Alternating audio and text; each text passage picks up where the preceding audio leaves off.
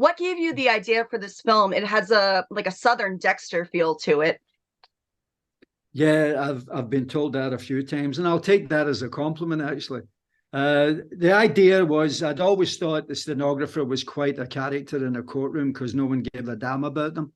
And then when the Johnny and Amber trial kicked in, I watched the stenographer. Everybody's watching Johnny Depp or Amber Heard, and I was watching the stenographer, and I'm thinking, what does she do when she gets home at night? Does she feed the kids, or does she feed the cat, or does she put on a costume and jump off a building and save lives? And then I thought to myself, okay, I'm not going to go Marvel on this, but I'm definitely going to create a character that is somewhat of a double life character, really. You have to pay for that. Did you already have your cast in mind, or were there auditions? Oh, the cast. I never had the cast in mind at all. I wrote Walden from my head, and then when I met with Emil, he was.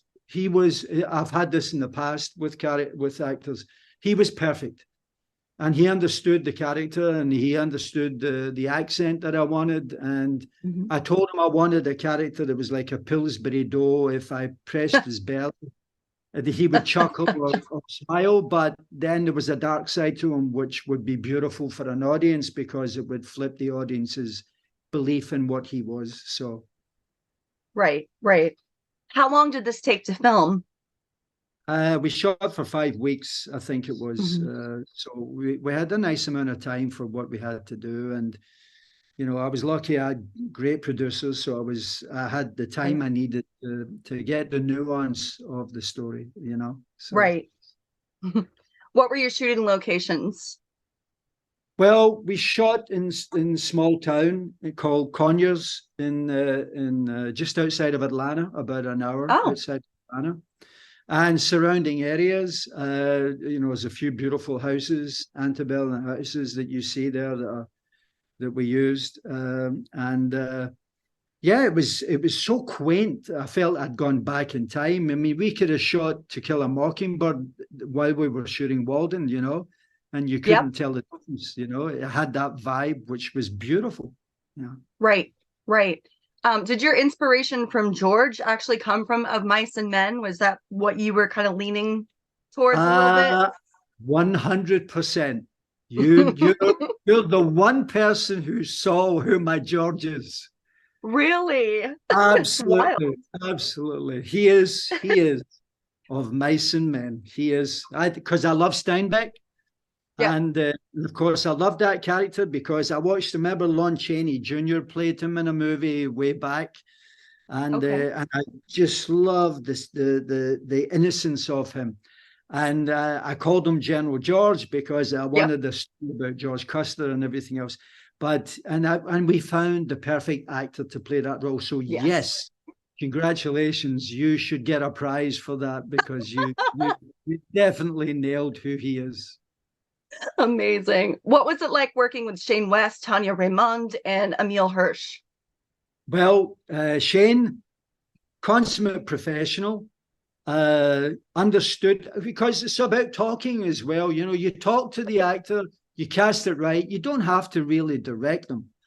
And so it was all about conversations. When we first met, we'd go for lunch or dinners and we'd sit, talk, and I would go through, how this guy's background was. And Tanya, I told Tanya, I says, you moved to this small town because you met a girl that you fell in love with, and you were a cop in LA, and love became more powerful than the job. And I'll find the job in that small town. I'll do what I did back in LA, but I'm going to be here because I'm in love. And of course, she's then wrestling with the fact that small town Georgia is not the same as, Los Angeles. No. And she had to deal with that. And then, of course, she comes into her own because, there are things happening in small towns that are just the same as Los Angeles. Right. What was it about this case that really rattled her? Like, I know, of course, having to deal with a murdered children or missing children would be awful. But I mean, she took it the most personal when she found all the corpses specifically in the chairs, rather than, you know, even Shane, you know, was a hardened detective and everything. Was this more maternal instinct, or? Yeah, I think anybody, even the coldest person, seeing what she saw would be devastated. Yes. I think, yes, the maternal instinct on her, because, you know, who's to say in her relationship that they don't go forward and want children and everything. Of course, if they wanted Right. to, they would. But I think the maternal instinct in her, and just the sheer visual aspect of what she saw as a cop. Cops don't, we see something at the end and we think, what a crime. Cops, Mm-hmm. I think cops see every stage before that in their mind, from the beginning to the end. And that's why they have to live with that. And that's what makes them unique in law enforcement. And I think that was hit for her. Her girlfriend had seen this, she'd probably faint. But for Tanya's character, it's just the cop in her kept her awake, but the devastation destroyed her soul. To think that living in that small town, that should not happen. She probably thought to herself, I'm packing my bags, I'm going to be in a place where the worst thing will be a traffic ticket. And then suddenly it becomes that. And dealing with that is probably for her beyond comprehension. Right, right. And I love that. If you think about it, there is a parallel between stenographers and detectives, because you figure they take all that home with them and they have to consistently unpack it day after day after day, especially with new cases and things like that. So, you know. Absolutely. Yeah, I totally. I mean, that's why the visual aspect in Walden's spare room, which used to be his bedroom as a kid, is filled with boxes that say guilty, not guilty, guilty, not guilty, because he brought it home with him. And he Right. brought it home, and you know, then when you see her look through it, you see that he has carried everyone's pain with him.